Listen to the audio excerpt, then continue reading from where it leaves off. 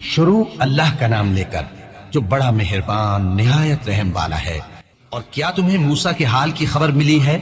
جب انہوں نے آگ دیکھی تو اپنے گھر والوں سے کہا کہ تم یہاں ٹھہرو، میں نے آگ دیکھی ہے، میں وہاں جاتا ہوں، شاید اس میں سے میں تمہارے پاس انگارہ لاؤں یا آگ کے مقام سے اپنا رستہ معلوم کر سکوں۔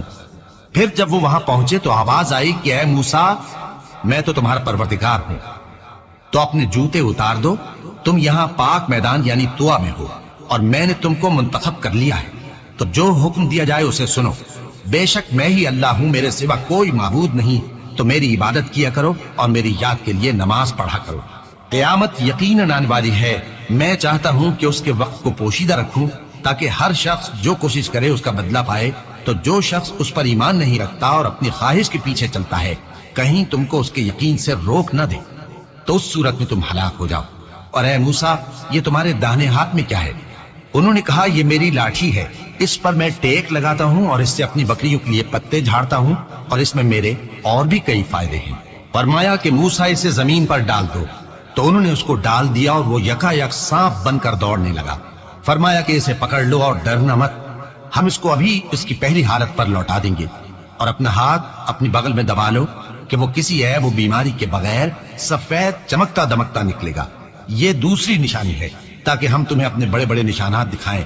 تم فرعون کے پاس جاؤ کہ وہ سرکش ہو رہا ہے، کہا اے میرے پروردگار، اس کام کے لیے میرا سینہ کھول دے اور میرا کام آسان کر دے، اور میری زبان کی گرہ کھول دے تاکہ وہ میری بات سمجھ لے، اور میرے گھر والوں میں سے ایک کو میرا وزیر یعنی مددگار مقرر فرما، یعنی میرے بھائی ہارون کو، اس سے میری کمر کو مضبوط کر اور اسے میرے کام میں شریک کر، تاکہ ہم تیری بہت سی تسبیح کریں اور تجھے کثرت سے یاد کریں، تو ہم کو ہر حال میں دیکھ رہا ہے۔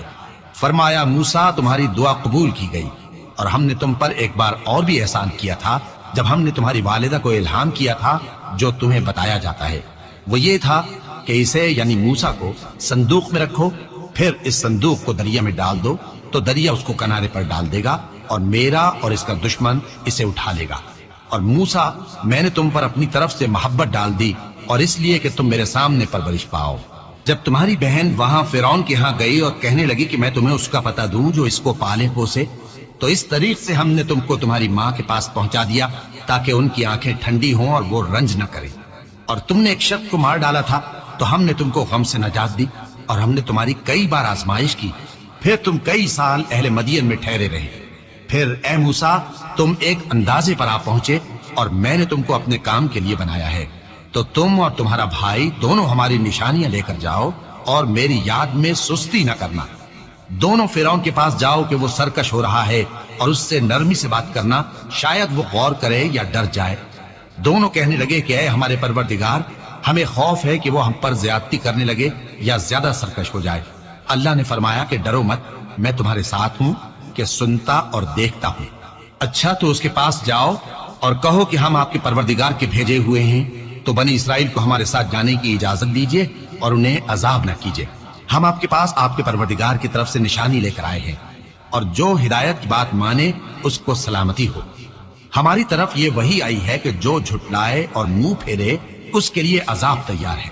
غرض موسیٰ اور ہارون فرعون کے پاس گئے، اس نے کہا کہ موسیٰ، تمہارا پروردگار کون ہے؟ کہا کہ ہمارا پروردگار وہ ہے جس نے ہر چیز کو اس کی شکل و صورت بخشی، پھر راہ دکھائی۔ کہا تو پہلی قوموں کا کیا حال ہوا؟ فرمایا کہ ان کا علم میرے پروردگار کو ہے جو کتاب میں لکھا ہوا ہے۔ میرا پروردگار نہ چوکتا ہے نہ بھولتا ہے۔ وہ وہی تو ہے جس نے تم لوگوں کے لیے زمین کو فرش بنایا اور اس میں تمہارے لیے رستے بنا دیے اور آسمان سے پانی برسایا، پھر اس سے مختلف نباتات پیدا کی کہ خود بھی کھاؤ اور اپنے مویشیوں کو بھی چراؤ۔ بے شک ان باتوں میں عقل والوں کے لیے بہت سی نشانیاں ہیں۔ اسی زمین سے ہم نے تم کو پیدا کیا اور اسی میں ہم تمہیں لوٹائیں گے، اور اسی سے ہم تمہیں دوسری دفعہ نکالیں گے۔ اور ہم نے فرعون کو اپنی سب نشانیاں دکھائیں، مگر وہ تکذیب اور انکار ہی کرتا رہا۔ کہنے لگا کہ موسیٰ، کیا تم ہمارے پاس اس لیے آئے ہو کہ اپنے جادو کے زور سے ہمیں ہمارے ملک سے نکال دو؟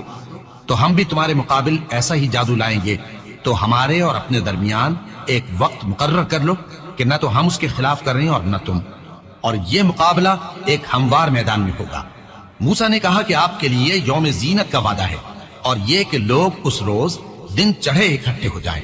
تو فرعون لوٹ گیا اور اپنے سامان جمع کر کے پھر آیا۔ موسیٰ نے ان جادوگروں سے کہا کہ یہ تمہاری بربادی ہوگی، اللہ پر جھوٹ نہ باندھو، وہ تمہیں عذاب سے فنا کر دے گا، اور جس نے جھوٹ باندھا وہ نامراد رہا۔ تو وہ باہم اپنے معاملے میں جھگڑنے اور چپکے سرگوشی کرنے لگے، کہنے لگے یہ دونوں جادوگر ہیں، چاہتے ہیں کہ اپنے جادو کے زور سے تم کو تمہارے ملک سے نکال دیں اور تمہارے بہترین مذہب کو نابود کر دیں، تو تم جادو کا سامان اکٹھا کر لو اور پھر قطار باندھ کر آؤ، آج جو غالب رہا وہی کامیاب ہوا۔ جادوگر بولے کہ موسیٰ یا تو تم اپنی چیز ڈالو یا ہم اپنی چیزیں پہلے ڈالتے ہیں۔ موسیٰ نے کہا بلکہ تم ہی پہلے ڈالو۔ جب انہوں نے چیزیں ڈالی تو یکا یک ان کی رسیاں اور لاٹھیاں موسیٰ کے خیال میں ایسی آنے لگی کہ وہ میدان میں ادھر ادھر دوڑ رہی ہیں۔ اس وقت موسیٰ نے اپنے دل میں خوف محسوس کیا۔ ہم نے کہا خوف نہ کرو، بلا شبہ تم ہی غالب رہو گے، اور جو چیز یعنی لاٹھی تمہارے داہنے ہاتھ میں ہے اسے ڈال دو، کہ جو کچھ انہوں نے بنایا ہے اس کو وہ نگل جائے گی۔ جو کچھ انہوں نے بنایا ہے یہ تو جادوگروں کے ہتھ کنڈے ہیں، اور جادوگر جہاں بھی جائے کامیاب نہیں ہوگا۔ اس پر جادوگر سجدے میں گر پڑے، کہنے لگے کہ ہم موسیٰ اور ہارون کے پروردگار پر ایمان لائے۔ فرعون بولا کہ پیشتر اس کے کہ میں تمہیں اجازت دوں تم اس پر ایمان لے آئے، بے شک یہ تمہارا بڑا یعنی استاد ہے جس نے تم کو جادو سکھایا ہے، سو میں تمہارے ہاتھ اور پاؤں مخالف سمت سے کٹوا دوں گا اور تم کو کھجوروں کے تنوں پر سولی چڑھوا دوں گا، اور تم کو معلوم ہوگا کہ ہم میں سے کس کا عذاب زیادہ سخت اور دیر تک رہنے والا ہے۔ انہوں نے کہا کہ جو دلائل ہمارے پاس آ گئے ہیں ان پر اور جس نے ہم کو پیدا کیا ہے اس پر ہم آپ کو ہرگز ترجیح نہیں دیں گے، تو آپ کو جو حکم دینا ہو دے دیجئے، اور آپ جو حکم دے سکتے ہیں وہ صرف اسی دنیا کی زندگی میں دے سکتے ہیں۔ ہم تو اپنے پروردگار پر ایمان لے آئے تاکہ وہ ہمارے گناہوں کو معاف کرے، اور اسے بھی جو آپ نے ہم سے زبردستی جادو کرایا، اور اللہ سب سے اچھا ہے اور ہمیشہ باقی رہنے والا ہے۔ جو شخص اپنے پروردگار کے پاس گناہگار ہو کر آئے گا تو اس کے لیے جہنم ہے جس میں نہ وہ مرے گا نہ جیے گا، اور جو اس کے روبرو ایماندار ہو کر آئے گا اور عمل بھی نیک کیے ہوں گے تو ایسے لوگوں کے لیے اونچے اونچے درجے ہیں، یعنی ہمیشہ رہنے کے باغ جن کے نیچے نہریں بہ رہی ہیں، ہمیشہ ان میں رہیں گے، اور یہ اس شخص کا بدلہ ہے جو پاک ہوا۔ اور ہم نے موسیٰ کی طرف وہی بھیجی کہ ہمارے بندوں کو راتوں رات نکال لے جاؤ، پھر ان کے لیے سمندر میں لاٹھی مار کر خشک رستہ بنا دو، پھر تم کو نہ فرعون کے آ پکڑنے کا خوف ہوگا اور نہ غرق ہونے کا ڈر۔ پھر فرعون نے اپنے لشکروں کے ساتھ ان کا تعاقب کیا تو سمندر کی موجوں نے ان پر چڑھ کر انہیں ڈھانک لیا یعنی ڈبو دیا، اور فرعون نے اپنی قوم کو گمراہ کر دیا اور سیدھے رستے پر نہ ڈالا۔ اے آل یعقوب، ہم نے تم کو تمہارے دشمن سے نجات دی اور تورات دینے کے لیے تم سے کوہ طور کی داہنی جانب مقرر کی، اور تم پر من اور سلوہ نازل کیا، اور حکم دیا کہ جو پاکیزہ چیزیں ہم نے تم کو دی ہیں ان کو کھاؤ اور اس میں حد سے نہ نکلنا، ورنہ تم پر میرا غضب نازل ہوگا، اور جس پر میرا غضب نازل ہوا وہ ہلاک ہو گیا۔ اور جو توبہ کرے اور ایمان لائے اور عمل نیک کرے پھر سیدھے رستے چلے اس کو میں بخش دینے والا ہوں۔ اور اے موسیٰ، تم نے اپنی قوم سے آگے چلے آنے میں کیوں جلدی کی؟ کہا وہ میرے پیچھے آ رہے ہیں۔ اور اے میرے پروردگار، میں نے تیری طرف آنے کی جلدی اس لیے کی کہ تو خوش ہو جائے۔ فرمایا کہ ہم نے تمہاری قوم کو تمہارے بعد آزمائش میں ڈال دیا ہے، اور سامری نے ان کو بہکا دیا ہے۔ اور موسیٰ غصے اور غم کی حالت میں اپنی قوم کے پاس واپس آئے اور کہنے لگے کہ اے قوم، کیا تمہارے پروردگار نے تم سے اچھا وعدہ نہیں کیا تھا؟ کیا میری جدائی کی مدت تمہیں لمبی معلوم ہوئی، یا تم نے یہ چاہا کہ تم پر تمہارے پروردگار کی طرف سے غضب نازل ہو، اور اس لیے تم نے مجھ سے جو وعدہ کیا تھا اس کے خلاف کیا؟ وہ کہنے لگے کہ ہم نے اپنے اختیار سے آپ سے وعدہ خلافی نہیں کی، لیکن ہم ان لوگوں کے زیوروں کا بوجھ اٹھائے ہوئے تھے، پھر ہم نے اس کو آگ میں ڈال دیا، اور اسی طرح سامری نے ڈال دیا۔